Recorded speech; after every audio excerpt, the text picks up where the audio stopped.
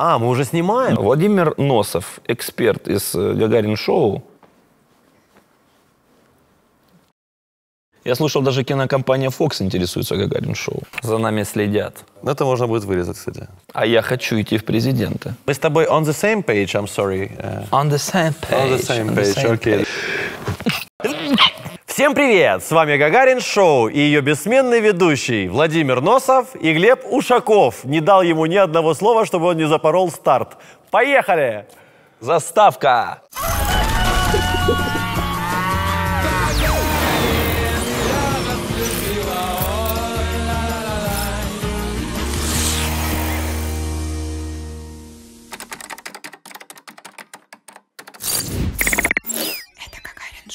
Ну что же, поехали. Самый масштабный взлом за 14 лет существования Твиттера. Хакеры получили доступ к админскому кабинету одного из менеджеров соцсети. Сразу же хочу, значит, по ходу пьесы отметить, что вначале был взломан аккаунт, значит, Binance, потом был взломан аккаунт SEO Binance CZ, потом был взломан аккаунт Coinbase, потом был взломан аккаунт Gemini, вот, и только потом они переключились, значит, на Kanye West, вначале Илон Маск, потом Kanye West, там Билл Гейтс, вот, и только потом переключились на политиков. То есть там, соответственно, ребята работали четко по, значит, намеченному плану. Интересно, откуда он это все знает? Любопытной Варваре на базаре нос оторвали. Любопытной Варваре на кошелек биткоинов накидали. Во всех случаях они выкладывали адрес биткоин-кошелька и предлагали биткоины с возможностью удвоить свои средства. За время хакерской атаки хакеры собрали почти 150 тысяч долларов. Они предлагали отправить им биткоины в течение 30 минут, и, соответственно, потом они сказали, что они, значит, вернут обратно в 2 раза больше. Вот, и совокупно, да, значит, ребятки собрали порядка 150 тысяч долларов в биткоинах. Нет, ну, на самом деле, взломали таких суперпопулярных людей с миллионами подписчиков и собрали всего 150 тысяч. Ну, давай реально смотреть на вещи. Ну, никто не взламывал этот, значит, весь Твиттер для того, чтобы собрать 12 битков. Это надо быть дебилом. Ну реально, то есть они... Ты, конечно, они реально могли Третью мировую начать из Твиттера. Легко. Вообще вот так вот просто. Значит, значит, взломщикам лет по 11. Можно было взломать аккаунт Маска и написать: ребята, я сливаю все свои акции. Не, и зашортить их перед этим предварительно. Не, я улетаю в космос. Не, я не знаю, ну то есть это, наверное, все же какая-то, ну не утка, но, мне кажется, смотри, мне кажется, что это была масштабная акция по показу силы. Может быть, это дети Илона Маска игрались. Папа, можно мы Твиттер взломаем? Они вначале взломали папин Твиттер. Ну, и написали... Потому что у Илона, у единственного 3 раза подряд писали этот пост, значит, да, перешли тебе. И он просто их не отпустил на дискотеку. Говорит: карантин, ребята, сидите дома, ломайте Твиттер. Я же вас спросил. Преступление раскрыто. Двигаемся дальше. Преступление раскрыто. Миллиарды для айтишников и сотни новых стартапов. Мишустин рассказал о будущем IT-отрасли РФ. Премьер... Это... Что это было? Пунтосвитчер. Пунтосвитчер. Давай. Все. Сломать кресло. Ну. Сломать ногу. Карма работает, да? Ксюш, Что с этим делать будем? Без понятия, кто тут мужчина? А я с понятием. Ну, давай. Я мужчина, который с этим сделает все по понятиям. Это все. Только не двигайся. Премьер-министр Михаил Мишустин на встрече с представителями IT-бизнеса в Иннополисе рассказал о будущем технологической отрасли в РФ. К 2024 году хотят увеличить занятость в IT до 750 тысяч человек и увеличить спрос на российский софт в 2 раза. Правительство планирует потратить 20 миллиардов рублей на гранты стартапам по направлению искусственного интеллекта, бигдата, телекоммуникаций, интернета вещей, блокчейна и безопасности. И еще 20-очку для существующих компаний на выпуск новых продуктов. Все? Долю IT в ВВП страны хотят довести до 2%. Ты дал ему бесконечную новость. Снижение налогов на IT-сектор с 20 до 3%. Долю IT в ВВП страны хотят довести до 2%. Со скольки? С нуля. IT-отрасль to the moon. Давай, значит, озаглавим новость. Мишустин хочет запампить IT-сектор. IT-сектор. Было 1% ВВП, будет 2% ВВП. А потом слиться, да, на хаях? Он предлагает, значит, снизить налоги на IT-сектор с 20% до 3%. До 3%, да. Не, ну это очень на самом деле круто. На самом деле, если бы реально снизили... Ты понимаешь, это замануха какая? Это замануха. Это замануха. Значит, айтишники начнут показывать все то, что у них проходит, там, да, там, крипта, не крипта, там, и так далее, какие-то схемы и все прочее. Они начнут показывать. Вот. Ой, так тут не пусто. Типа, они начнут показывать, знаешь, типа, ну, как бы свои вот эти, значит, свои доходы. Вот. И тут Мишустин как раз, хопа, свои 2%, ну, и Лондон, и не надо печалиться. Не, на самом деле, смотри, или вторая есть версия. Снижает до 3%. Все айтишники говорят, браво, браво. Все сразу легализировались, они всех записали. А потом говорят, 20 со следующего месяца. В следующей неделе. Со следующей недели. И уже... Не, они такие, по поводу 3% это была ошибка, на все 20%. Мы 0 пропустили. 30%. Как сообщает Forklog, одна из крупнейших, многоуважаемых, значит, в мировом масштабе бирж WhiteBit разыграет 1 биткоин. WhiteBit запустила турнир по трейдингу с призовым фондом в 1 биткоин. Мы хотим, сообщает команда, чтобы первые шаги в трейдинге были легкими и увлекательными, как дуновение ветра. Поэтому запустили демо-токены.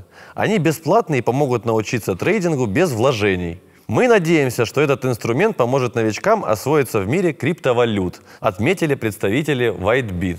Круто. То есть ты регистрируешься на бирже, да, получается, и тебе дают токены поиграться, потренироваться, научиться. Получается такая история, типа, ну, как бы ты просто жлобский жлоб, как бы ты не в состоянии взять и потратить хотя бы копейку реальных своих денег. Хотя бы 1 биткоин. Вот, да, и тебе дают шанс, значит, как бы, ну, пожалуйста, вот все, без копейки капиталовложений, не поднимая свою жопу с дивана, ты можешь начать потихонечку, нет-нет, да и становиться трейдером. И за это, исходя из новости, дают приз. Я же говорю, то есть ты можешь заработать своим собственным трейдингом. Да, натрейдить себе. Натрейдить. То есть ты трейдишь этими фантиками, а получаешь реальный кэш. Ну что, двигаемся дальше. Это Гагарин-шоу. Жена, ну что там по обеду? Скоро? Да иду, уже иду. О, тоже есть хочется уже. Ой, спасибо, спасибо. Пожалуйста. Спасибо. Ой. Британская компания Каша заявила о том, что у них украли 336 биткоинов с кошелька. Говорят, что у их агента, сотрудника, на компьютере кто-то установил вредоносное ПО, и, в общем, когда он его подключил, они и украли.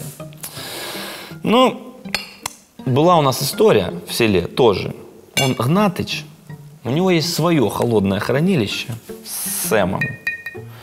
Так вот, Гнатыч, он же у Вальки ночью ключ слямзил, тихонечко все сделал, и ключик на место и вернул. А утром заявил о краже Сэмюэла. Так вот, сейчас мы с ним, собственно говоря, и продолжаем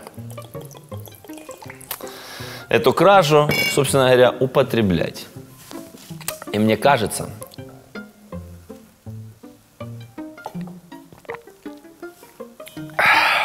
что каша немножечко лукавит.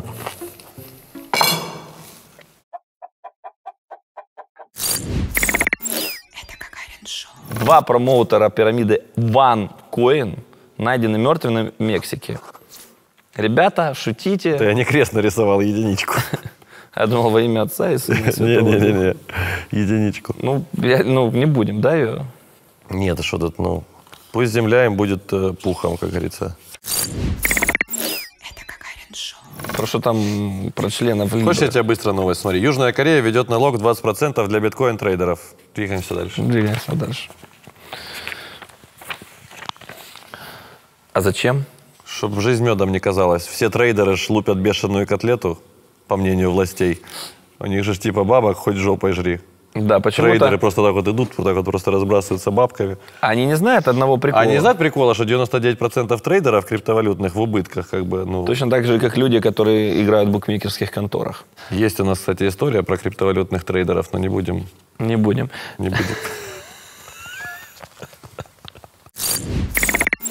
Это Гагарин-шоу. Давай. Китайский аналог Delivery Club приступит к тестированию цифрового юаня. Meituan Dianping. Meituan Dianping. Один из крупнейших китайских сервисов доставки еды сможет принимать оплату от клиентов по всему Китаю в CBDC. Ранее о тестировании объявили агрегатором такси Didi. Курьеры на Didi будут рассчитываться с клиентами за CBDC. Но на самом деле Delivery Club это... Meituan Dianping можно, кстати, просто как MD, CBDC и Didi. Слушай, интересно, а можно будет цифровой юань купить за пределами Китая, как ты думаешь? Не, я думаю, что их Firewall не позволит. Цифровой Китай, конечно, интернет у нас не имеет границ, но... Цифровой юань покидает территорию Китая. Это мартовский код? Или воздушная тревога? Это я хожу по квартире, встречаю CBDC. В кальсонах. Так, ну, вообще, новость хорошая. Развитие крипты – это хорошо. И если можно будет оплачивать уже доставку криптой, то это, наверное, хорошо. Но, наверное, в Китае не очень, потому что там все контролируется правительством. Да. Ну, Next. круто. Не, молодцы, супер. Next. Двигаемся дальше. Это Гагарин-шоу. Ветер с моря дул, ветер с моря дул. Можем, да?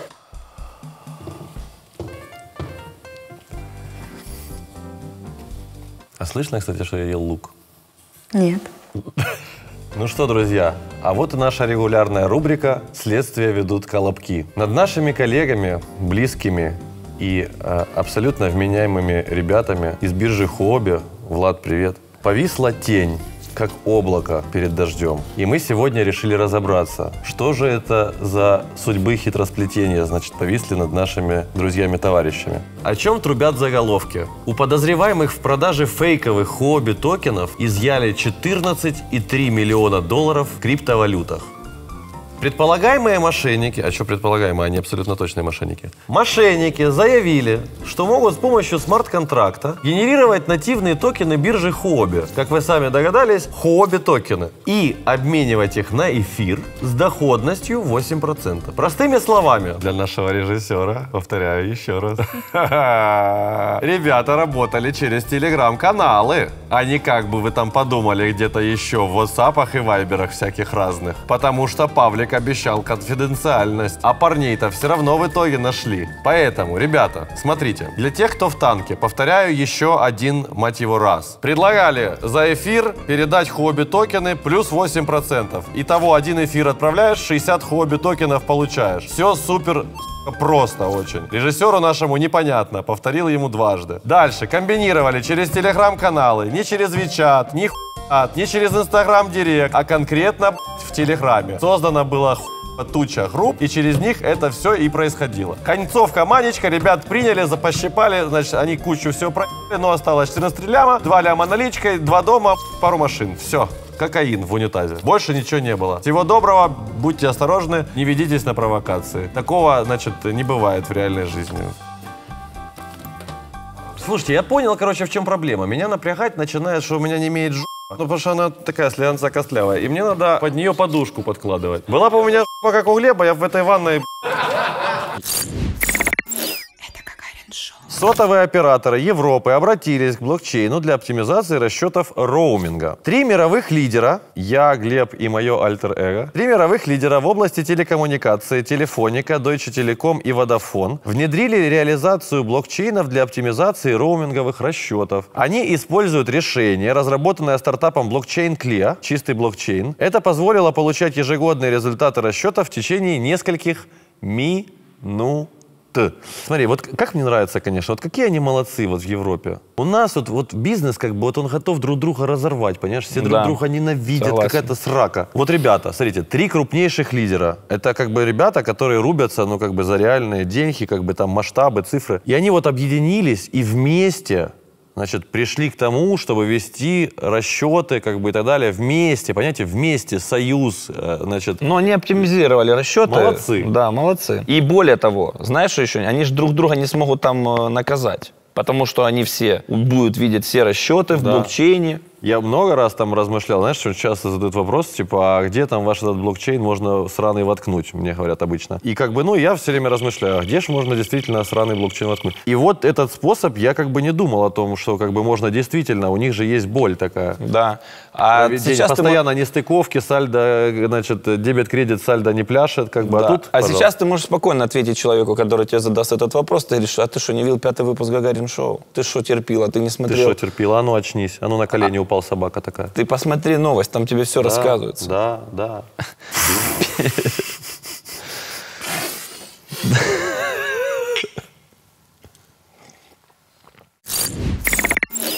Гагарин Шоу. Чан Пенджао поделился своим первым опытом использования карты Binance. Кто не знает, это, собственно говоря, SEO этой же биржи. Организации, да. Глава биржи Binance Чан Пенджао заявил, что стал бета-тестером, готовящейся к запуску криптовалютной дебетовой карты. Цитата.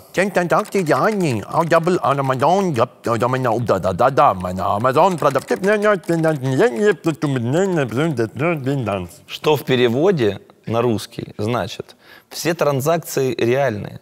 Audible от Amazon, Grab, Lazada. Продавцы принимают фиатные деньги, а я плачу в БНБ напрямую со своего счета в Binance. Чан Пенджао поделился первым опытом использования карты Binance. Но он здесь нигде ничего не использовал. Не, он просто стал бета-тестером и сказал, что как бы, ну, то есть я как бы вообще плачу напрямую со своего счета Binance в БНБ. Мне кажется, что тут одно слово пропущено. Знаешь, какое? В конце нужно было еще написать «отвечаю».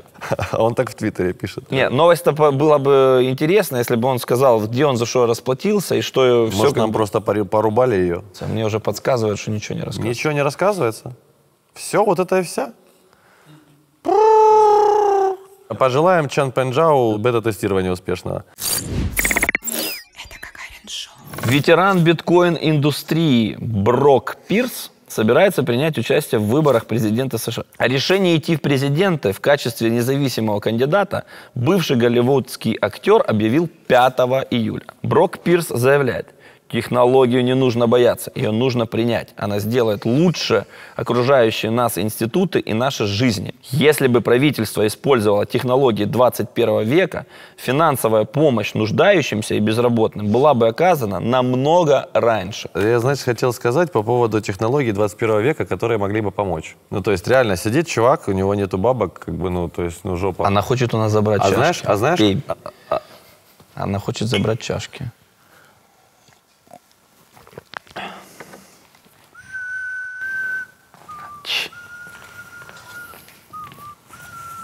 Я свою не отдам. Тут ее нет. Ну, я могу оставить. Не оставьте, пожалуйста. А может, все-таки долить? Ну, спасибо. Пожалуйста.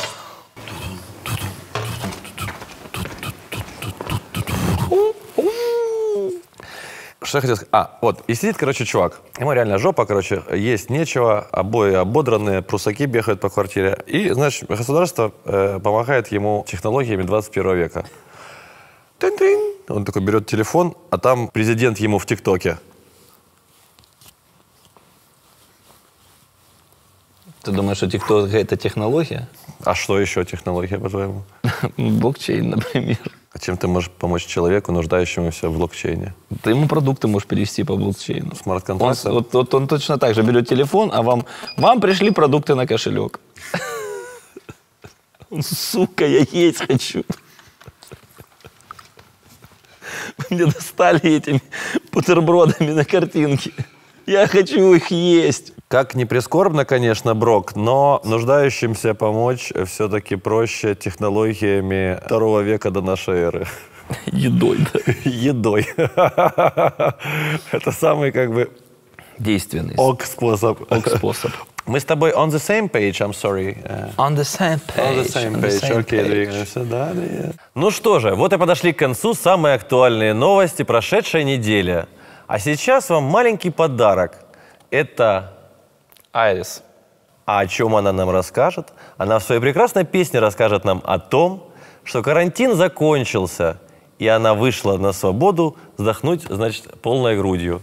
А где закончился карантин, кстати?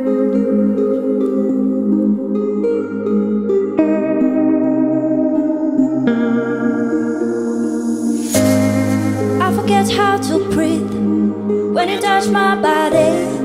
I have a strong desire and I can't ignore it. I was so bored at home, wanted to get the bitch. Sure, life is getting better. Those times when darkness is around, I'm still working on my mind now.